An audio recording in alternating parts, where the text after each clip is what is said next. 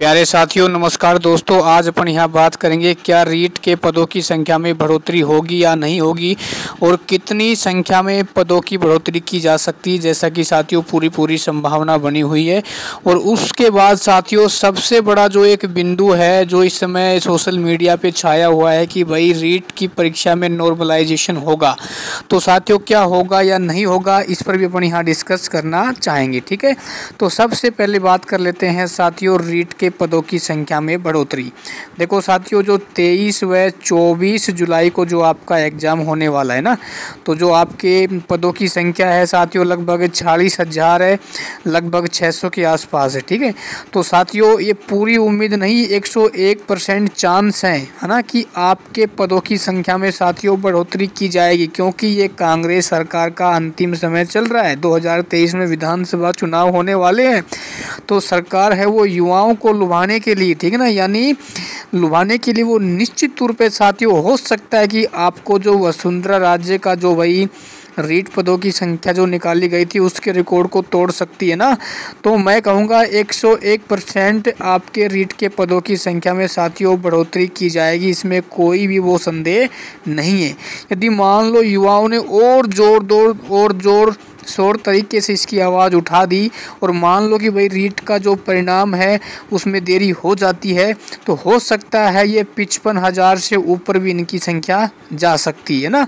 तो कहने का मतलब युवाओं के पास एक बहुत ही बड़ा मौका है साथियों, इस मौके को मत चूकना। देखो साथियों मैं तो ये कहता हूँ कि इतनी बड़ी भर्ती कभी आने वाली नहीं है 10 साल से पहले। ठीक है, जिन साथियों को इस नौकरी में लगना है वो मेरे साथियों लग जाना, दिन रात एक कर देना, क्योंकि ऐसा मौका नहीं आएगा भविष्य में।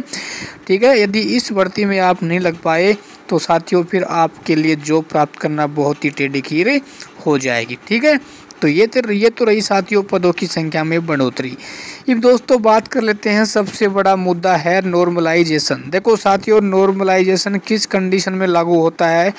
देखो भाई, यदि मान लो आपकी जो चारों शिफ्ट हैं, क्योंकि रीट का एग्ज़ाम 23 व 24 जुलाई को होने वाला है, तो 23 को 2 शिफ्ट और 24 को 2 शिफ्ट है ना, तो इनकी जो चारों शिफ्ट का जो पेपर का लेवल है वो बिल्कुल डिफरेंस होता है। मान लो कि भाई 23 वाला पेपर बिल्कुल सिंपल आ जाए और 24 वाला जो पेपर है बिल्कुल हार्ड आ जाए, तो उस समय आपका नॉर्मलाइजेशन होगा, क्योंकि आप सभी ने देखा होगा पटवारी भर्ती में नॉर्मलाइजेशन हुआ था। और साथियों नॉर्मलाइजेशन से काफ़ी साथियों को बहुत ही बड़ा नुकसान होता है और काफ़ी साथियों को बहुत ही अधिक फ़ायदा होता है, क्योंकि आपने देखा होगा पटवारी भर्ती में जब नॉर्मलाइजेशन हुआ था तो लगभग 30 नंबर हैं, काफ़ी साथियों के कम हो गए थे और काफ़ी दोस्तों के वही 30 नंबर बढ़ गए थे। तो साथियों इसमें कुछ नहीं पता किसकी किस्मत है वो जाग जाए और किसकी है वो गाड़ी बिल्कुल डूब जाए, है ना। तो बोर्ड को भाई इतना ही है कि इस पेपर का जो लेवल है ऐसा बनाया जाए कि नॉर्मलाइजेशन की नौबत ना आए और इस भर्ती प्रक्रिया का परिणाम है वो जल्दी से जल्दी जारी हो। ठीक है, तो यही थी कि दोस्तों पद तो आपके 101% बढ़ेंगे और नॉर्मलाइजेशन है वो पेपर के लेवल पर डिपेंड करेगा। ठीक है, तो चैनल से आप जुड़े रहें ताकि आपको और ऐसी ऑथेंटिक जानकारी मिलती रहे। धन्यवाद।